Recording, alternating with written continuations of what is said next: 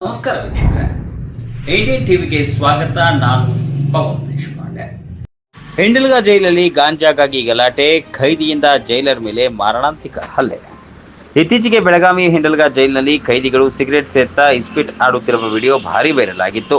ಇದೀಗ ಹಿಂಡಲ್ಗ ಜೈಲಿನಲ್ಲಿ ಮತ್ತೊಂದು ಘಟನೆ ನಡೆದಿದೆ. ಗಾಂಜಾಗಾಗಿ ಜೈಲರ್ ಹಾಗೂ ಖೈದಿಗಳ ನಡುವೆ ಗಲಾಟೆ ನಡೆದಿದ್ದು, ವಿಚಾರಣಾಧೀನ ಖೈದಿ ಒಬ್ಬ ಜೈಲರ್ ಮೇಲೆ ಮಾರಣಾಂತಿಕವಾಗಿ ಹಲ್ಲೆ ನಡೆಸಿರುವ ಘಟನೆ ತಡವಾಗಿ ಬೆಳಕಿಗೆ ಬಂದಿದೆ.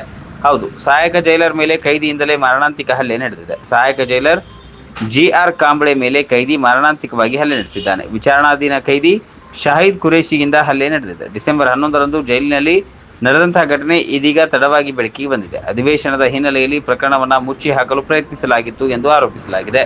ಬೆಳಗಾವಿಯ ಹಿಂಡಲ್ಗ ಜೈಲು ಅಧಿಕಾರಿಗಳು ಪ್ರಕರಣ ಮುಚ್ಚಿ ಹಾಕಲು ಯತ್ನಿಸಿದ್ದಾರೆ. ತೀವ್ರವಾಗಿ ಗಾಯಗೊಂಡ ಹಿನ್ನೆಲೆಯಲ್ಲಿ ವೈದ್ಯರಿಂದ ಈ ಒಂದು ಪ್ರಕರಣ ಬೆಳಕಿಗೆ ಬಂದಿದೆ. ಬೆಳಗಾವಿಯ ಗ್ರಾಮಾಂತರ ಠಾಣೆಯಲ್ಲಿ ಪ್ರಕರಣ ದಾಖಲಾಗಿದೆ. BNS ಕಾಯ್ದೆ ಅಡಿಯಲ್ಲಿ 132, 115(2), 352 ಹಾಗೂ NDPS ಕಾಯ್ದೆ 42ರ ಅಡಿಯಲ್ಲಿ ಕೇಸ್ ದಾಖಲಾಗಿದೆ. ಜೈಲು ಮುಖ್ಯ ಅಧೀಕ್ಷಕ ಕೃಷ್ಣಮೂರ್ತಿ ದೂರು ದಾಖಲಿಸಿದ್ದಾರೆ.